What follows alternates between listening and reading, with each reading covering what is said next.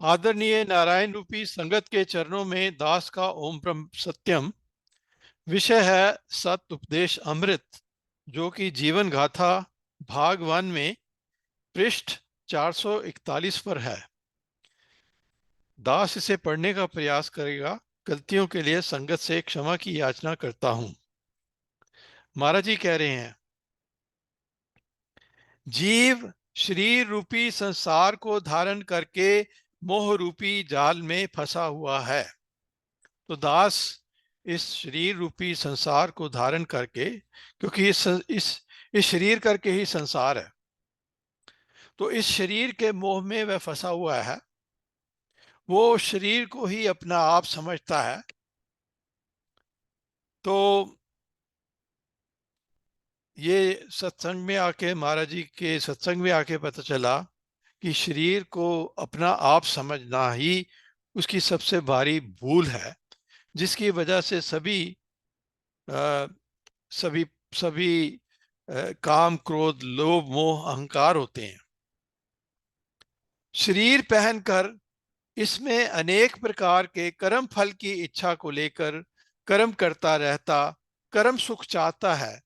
मगर जितने कर्म जीव करता है वह भोग पदार्थों के एकत्र, जो वासना के फैलाव का कारण होते हैं। तो दास जो है उसको जब जब जब इंडिया में था, तो उसको संसारी सुखों की इच्छा थी। तो इन संसारी सुखों की इच्छा करके वो पहले इंग्लैंड गया, फिर अमेरिका गया। तो और हम लोग अक्सर जो लोग यहाँ आ जाते हैं वो सोचते हैं बहुत तरक्की कर रहे हैं, लेकिन अगर ध्यान से देखा जाए तो ये वास्तविक तरक्की नहीं है। ये ये जो यहाँ जो लोग आते हैं, उनका काम क्रोध लोभ मोह अहंकार ये बढ़ते ही हैं। तो ये बड़ी भारी भूल है कि हम लोग ये समझते हैं कि हमने तरक्की कर ली है, लेकिन तरक्की नहीं हुई। सिर्फ वासना का फैलाव हुआ है। जो पहले वासना का जो बोझ था वो और भी बढ़ गया। तो ये बात बड़े ध्यान से सोचनी चाहिए कि मैंने वास्तव में कौन सी तरक्की की है, सांसारिक तरक्की की है या आध्यात्मिक तरक्की की है। तो विरला बाहोश ये जानता है कि शरीर खत्म होने वाली वस्तु है, भोग पदार्थ नाश रूप है। अर्थात संसार की हर चीज हर समय बदल रही है, इसलिए कोई भी तब्दील होने वाली वस्तु चैन नहीं दे सकती। तो यहाँ पे सब कुछ बदलने वाला है। यहाँ तक कि सूरज और चांद भी बदल रहे हैं, और धरती भी बदल रही है, ये शरीर भी बदल रहा है। तो सब कुछ बदल रहा है। तो महाराज जी कहते हैं कि इस बदलने वाले संसार में जो ना बदलने वाली चीज है उसको ढूंढना चाहिए। और वो ना बदलने वाली चीज परमात्मा है, जो कि था, है और हमेशा रहेगा।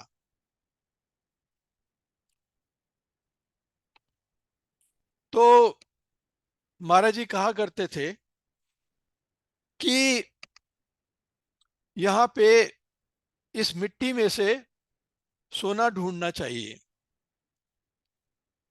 और एक पुरातन विद्या हुआ करती थी जिसको कहते थे एल्कीमी। तो एल्कीमिस्ट ये करते थे कि वो लोहे को तांबे को सोना बनाने की कोशिश करते थे, लेकिन वास्तविक एल्कीमी महाराज जी बताते हैं। क्योंकि महाराज जी की कृपा से ये जो लोहा है वो सोने में बदल जाता है, ये जो मिट्टी है वो सोने में बदल जाती है। मिल कंचन हो या राम, मिल कंचन हो या राम, मिल कंचन हो या राम, गुर पारस हम लो, मिल कंचन हो या राम। मिल कंचन हो या राम, कि गुरु, जब मैं गुरु से मिला तो मैं एक लोहे का टुकड़ा था, मैं जंग लगा हुआ लोहे का टुकड़ा था जो किसी नाली में गिरा हुआ था, और गुरु की कृपा से गुरु ने उस लोहे को सोने में बदल दिया। क्योंकि जो गुरु है वो पारस है। पारस की ये विशेषता है कि जो जब सोने को वो छूता है तो वो उसको, जो जब वो लोहे को छूता है तो उसको सोना बना देता है। सूरदास कहते हैं, एक लोहा पूजा में राखत, एक एक एक बधिक घर पड़ियो, कि एक लोहे का टुकड़ा तो मंदिर में पड़ा है और दूसरा लोहे का टुकड़ा कसाई के घर में पड़ा है, और जो पारस को कोई दुविधा नहीं है, वो दोनों को ही सोना बना देता है। तो सूरदास कहते हैं कि इसलिए मेरे जो अवगुण है, प्रभु मोरे अवगुण चित ना धरो, तो मेरे जो अवगुण हैं इन पे ध्यान मत दो, क्योंकि अगर आप मेरे अवगुण देखने लगेंगे तो मेरे अवगुणों का तो अंत नहीं है। जेता सागर, जेता समुद्र पानी भरिया, एते अवगुण हमारे, दया करो कुछ मेहर उपाओ, डूबते पत्थर तारे।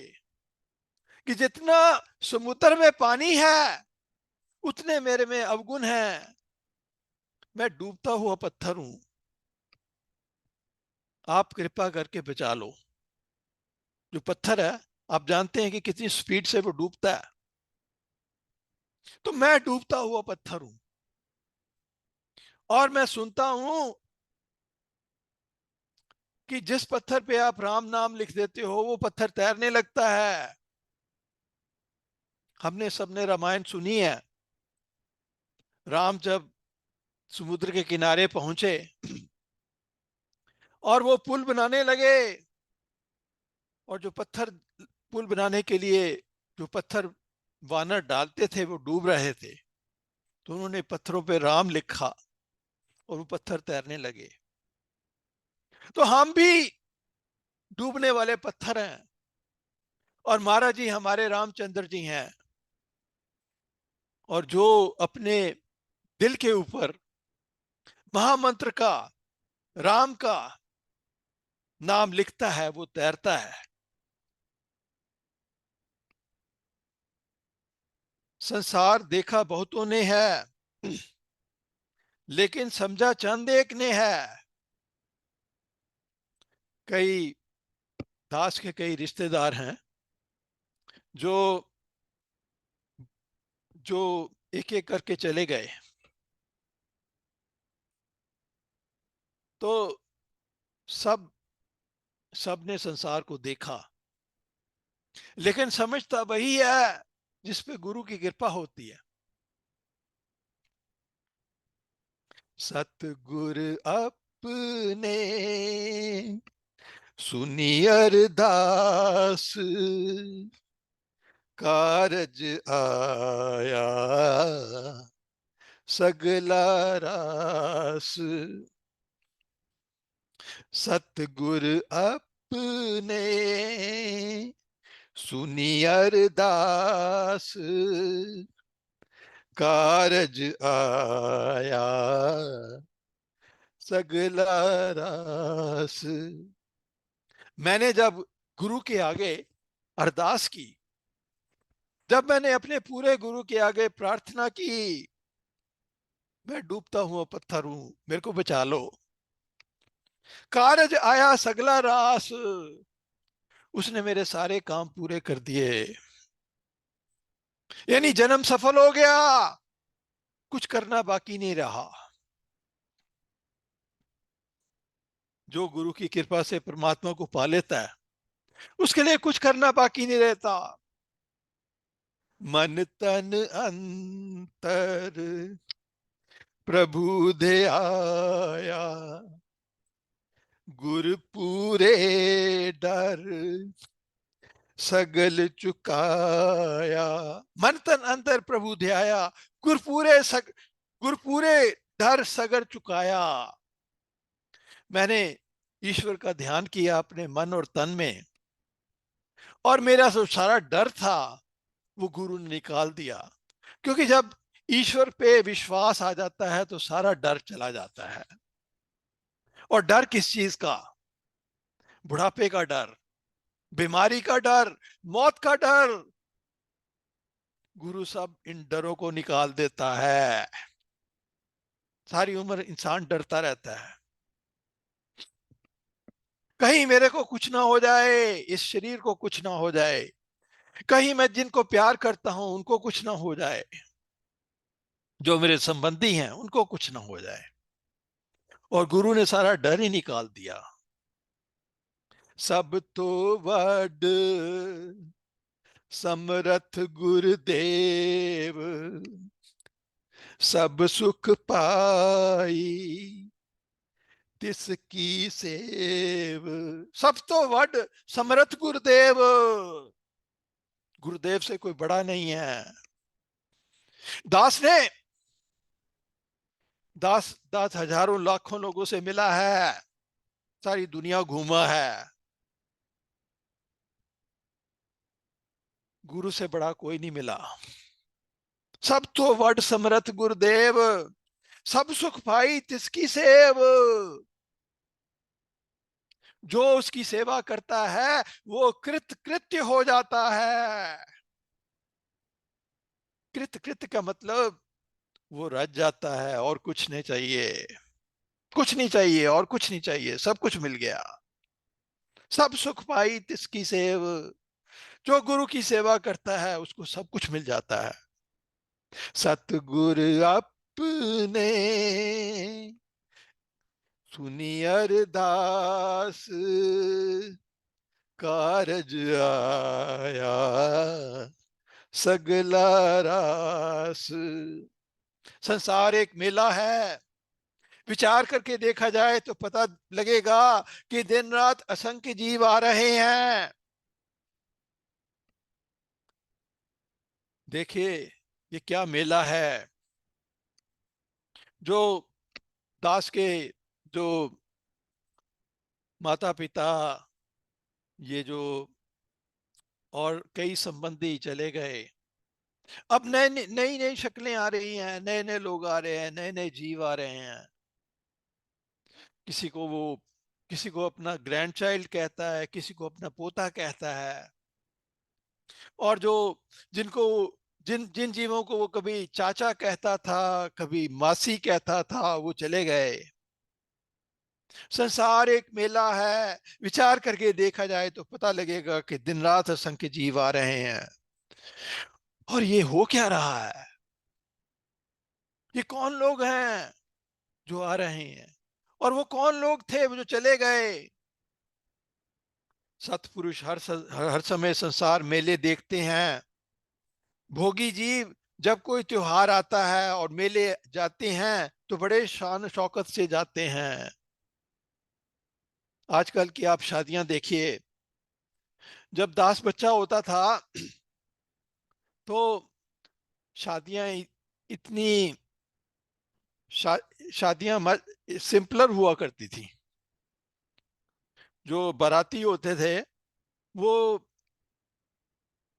अपने कपड़े प्रेस कर लेते थे, लेकिन आजकल बाराती निकलते हैं तो वो नई ही उनकी खास विशेष कपड़े पहनते हैं शादी के लिए।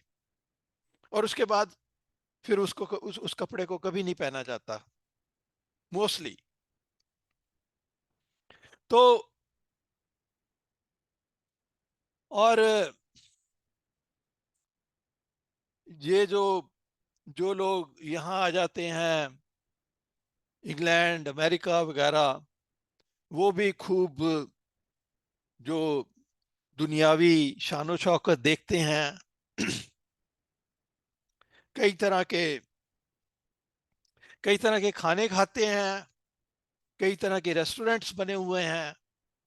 अब इस मुल्क में कोई चाइनीज है, कोई इटालियन है, कोई जर्मन है, कोई फ्रेंच है, कोई वियतनामीज है, कोरियन है। कई तरह के रेस्टोरेंट्स है, कई तरह के खाने खाते हैं, कई तरह के भोग पदार्थ हैं। तो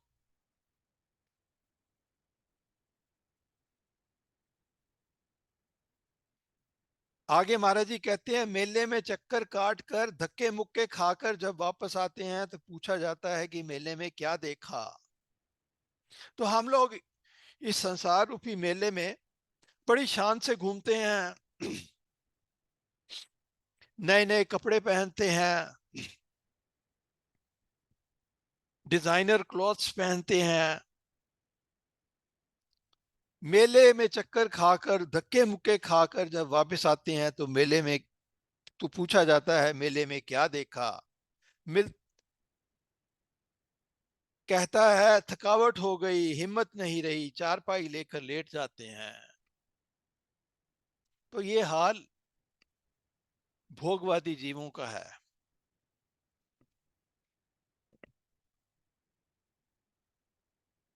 सारी दुनिया घूम ली। कई लोग होते हैं, वो कहते हैं कि हमने हर मुल्क, हर कंट्री को जाके देखना है। वो हर कंट्री में जाना चाहते हैं। हमारे बाबूजी थे, वो हंसा करते थे। वो कहते थे कि मैं दूसरे देश में जाके मैं दूसरे देश में क्यों जाऊं। यहाँ भी इतने बेवकूफ है, वहां भी मेरे को बेवकूफी मिलेंगे। लेकिन यहाँ पे कई लोग कहते हैं कि वो उसको कहते हैं बकेट लिस्ट। बकेट लिस्ट का मतलब होता है कि मैं ये चीजें मरने से पहले करना चाहता हूँ। तो कोई बकेट लिस्ट में कहता है कि मैं जी चाइना जाऊंगा, मैं जापान जाऊंगा, मैं ये सब जाऊंगा। तो ये सब भोगवाद भोगवाद के जमाने की अ, भोगवाद के जमाने के चोंचले कहना चाहिए इसे। मैं क्रूज पे जाऊंगा। तो वो धक्के मुक्के खा के फिर वो थक जाते हैं। संसार के मेले में बहुत घूमते हैं, बड़े शौक से घूमते हैं।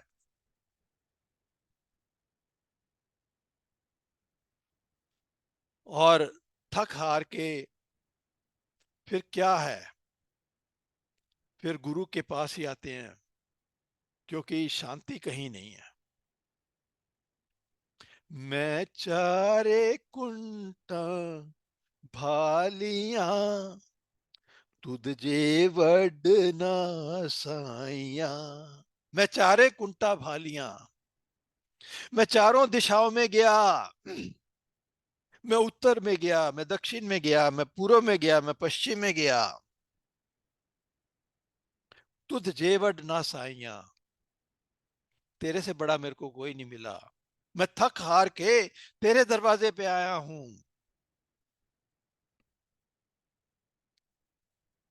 गुरबानी कहती है, किरत करम के बिछड़े कर कृपा मेलो राम।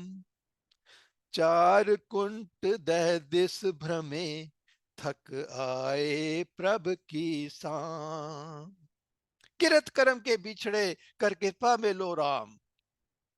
कि मैं अपने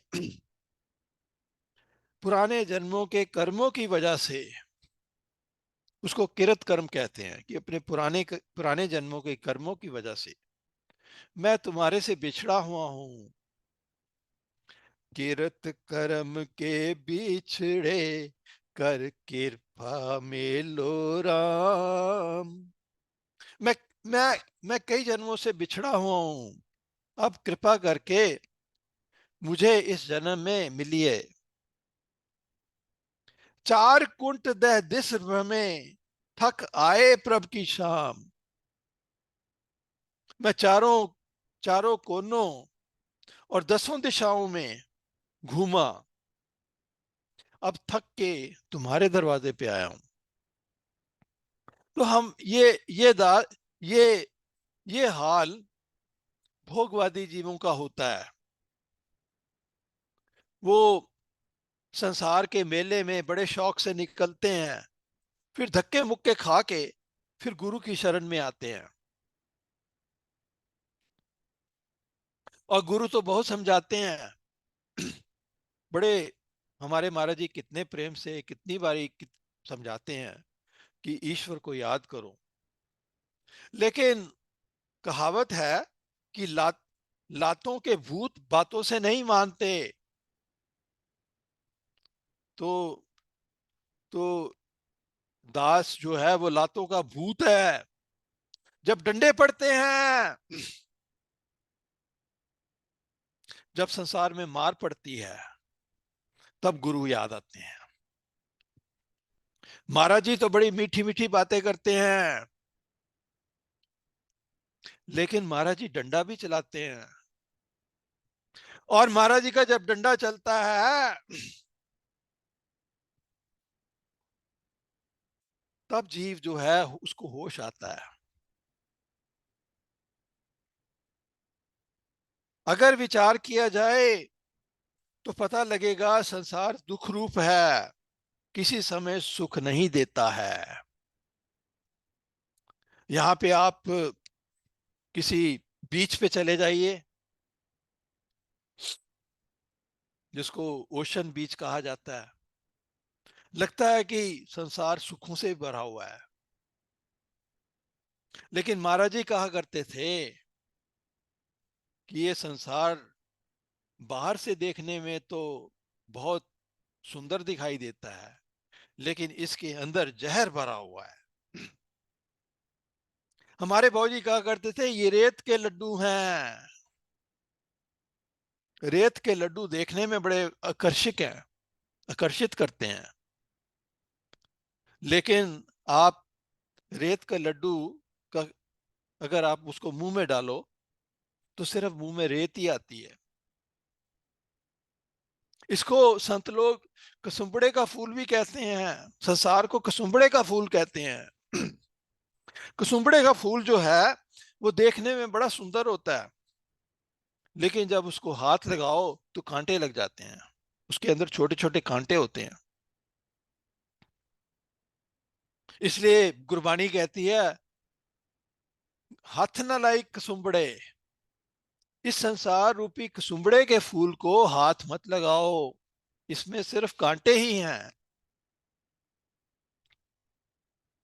आशा सुख की लगी है, यत्न प्रयत्न करता है, मगर सुख नहीं मिल रहा। और इतनी मार खा के भी फिर भी ये उम्मीद लगी रहती है कि संसार से सुख मिल जाएगा। तो बार बार इस मन को समझाना पड़ता है, क्योंकि ये मन जो है बार बार यही गलती करता है, ये संसार की तरफ ही भागता है। आशा आशा में हर शरीर का अंत हो जाता है। जीवन में अनेक पुण्य पाप करके उनके फल स्वरूप दुख सुख भोगता हुआ फिर अंत का विचार भूल जाता है। फिर भूल जाता है कि मैंने एक दिन जाना है। आखिर शरीर की तब्दीली के समय, जब समय जीवन का सारा नक्शा सामने होता है और गले में कफ खड़कने लगती है, तब अफसोस करता है और कहता है जो कुछ करना था वह किया नहीं। जब बुढ़ापा आता है तो फिर अफसोस करता है, जिनके लिए इतनी दौड़ धूप जीवन में की गई, कई किस्म के पाप पुण्य किए, कोई साथी नहीं बना। जिनको जिनको वो अपना संबंधी मानता रहा, जिनके लिए वो कई तरह के पाप करता रहा, दुख में कोई सहायक ना हुआ। जगत में झूठी देखी प्रीत, जगत में झूठी देखी प्रीत, कि संसारी प्रेम को मैंने झूठा देखा है। प्रेम तो सिर्फ गुरु ही करता है, प्रेम तो सिर्फ सर्व त्यागी गुरु ही कर सकता है, जिसने सब कुछ छोड़ दिया, वही गुरु, वही प्रेम कर सकता है। बाकी तो सब मोह है। मोह और प्रेम में बहुत अंतर है। जगत में झूठी देखी प्रीत, अपने ही सुख से सब लागे, अपने ही सुख से सब लागे, क्या दारा क्या मीत, जगत में झूठी देखी प्रीत, अपने ही सुख से सब लागे। तो सारे संबंधी जो हैं उनको अपने सुख से ही मतलब है। जब इंसान के ऊपर कोई विपत्ति आती है तो कहते हैं कि उसका साया भी उसका साथ नहीं देता, सिर्फ भगवान, सिर्फ गुरु ही साथ देता है उस वक्त। तो अपने ही सुख से सब लागे, क्या दारा क्या मीत। तो चाहे कोई फ्रेंड हो, चाहे कोई हस्बैंड हो, चाहे कोई वाइफ हो, चाहे कोई बच्चे हो, सभी को अपने सुख से मतलब है। सिर्फ गुरु ही है जो साथ देता है। आखिर अफसोस करता हुआ शरीर छोड़ता है। तो यही यही हम संसारी जीवों का यही हाल होता है। और परमात्मा कृपा करे अंत में जब प्राण छूटे तब महामंत्र का उच्चारण करते हुए प्राण छूटे, ऐसी कृपा हो। इतना तो करना स्वामी, जब प्राण तन से निकले, इतना तो करना स्वामी, जब प्राण तन से निकले। तो आप मेरे पे ये कृपा करना कि जब मेरा आखिरी सांस निकले, गोविंद नाम लेकर, गोविंद नाम लेकर फिर प्राण तन से निकले, कि मैं आखिरी वक्त पे ईश्वर का नाम लूं। आखिरी वक्त में ईश्वर का नाम तभी लूंगा जब सारी जिंदगी ईश्वर का नाम लिया है। अगर जिंदगी में ईश्वर का नाम नहीं लिया तो आखिरी वक्त में भी ईश्वर का नाम नहीं लिया जाएगा। किसी विरले ही खोजी पुरुष ने समझा है कि शरीर की परायणता को छोड़कर आत्म परायणता में ही असली सुख है। तो ये बात दास को समझनी चाहिए कि शरीर परायणता छोड़नी चाहिए और आत्म परायणता उस उस परमानेंट चीज की खोज करनी चाहिए। शरीर और शरीर के सुख बहुत बदलने वाले हैं, इनमें कुछ सार नहीं, क्योंकि जो चीज बदलने वाली है वह कभी भी अविनाशी सुख नहीं दे सकती। तो महाराज जी हमें बार बार समझाते हैं कि शरीर और शरीर के सुख जो है बदलने वाले हैं। जिस समय ऐसी ऐसी सोच आती है तब किसी गुरु पीर को ढूंढने लगता है सत्पुरुष के मिलने पर ही जीवन की सार का पता चलता है, फिर बुद्धि सत की खोज में लगती है। तो आप बहुत भाग्यशाली हैं जो इस पूरे गुरु के दरबार में आए हैं, जो इस बदलने वाले संसार में बताता है कि किस तरह से उस परमानेंट चीज को पाया जाए। मन के मनोरथ को पूरा करने वाले जीव जिज्ञासु नहीं कहलाते। जिज्ञासु वह है जो अनात्म पदार्थों के मोह को छोड़कर आत्म परायण होकर समता आनंद की प्राप्ति कर लेता है। इसलिए हर समय विचार करना चाहिए कि संसार क्या है। विचार से ही संसार से मन में उपराम होता है। ऐसा विचार करने में ही भला है। जो खोजे सो पावे, जो तलाश करता है उसे वह मिलता है। तो महाराज जी कहते हैं कि इंसान के पास बहुत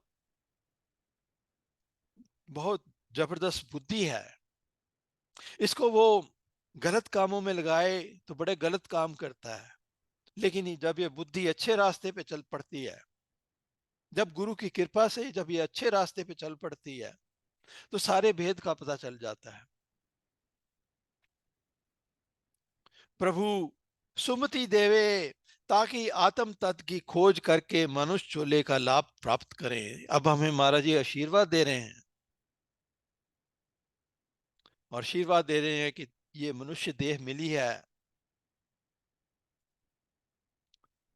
और